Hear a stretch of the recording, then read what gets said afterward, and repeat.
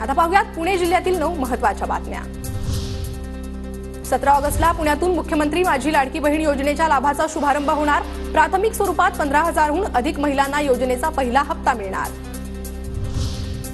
उद्योगपती सायरस पुनावालांच्या निधीतून पुणे विद्यापीठात कन्व्हेन्शन सेंटर उभारलं जाणार होतं, मात्र आता या प्रकल्पात पुढे जाण्यास इच्छुक नसल्याचं पुनावाला समूहाकडून स्पष्ट।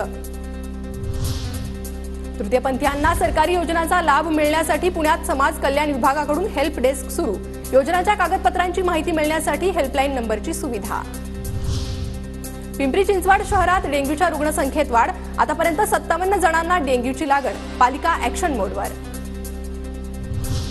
पुणे पोलिसांच्या अंमली पदार्थ विभागाकडून लोहगाव परिसरात छापा। 1 कोटी रुपयांचा अंमली पदार्थ जप्त। 3 जण पोलिसांच्या ताब्यात। पुण्याच्या बोरमध्ये संग्राम थोपटेंच्या अनंत निर्मल ट्रस्ट कडून महिलांसाठी मोफत शिलाई मशीन प्रशिक्षण कार्यशाळा। महिला सक्षमीकरणासाठी ग्रामीण भागातील महिलांना प्रशिक्षण। पुण्याच्या येरवडा परिसरात कोयता गँगची धिंड। गाड्यांची तोडफोड करून दहशत माजवण्याचा प्रयत्न करणाऱ्या आरोपींची धिंड। पुण्याच्या कल्याणी नगर परिसरातील बॉलर पबला पुणे पोलीस आयुक्तांचं पत्र। याआधी पबला आवाज मर्यादेबद्दल देण्यात आली होती नोटीस। पोलीस आयुक्तांच्या पत्राला बॉलर पबचे मालक कायदेशीर उत्तर देणार। आम्ही सर्व नियमांचं पालन करतो। पुणे पोलिसांकडून आम्हाला टार्गेट केलं जातंय। पुण्यातील बॉलर पबच्या मालकांचा गंभीर आरोप।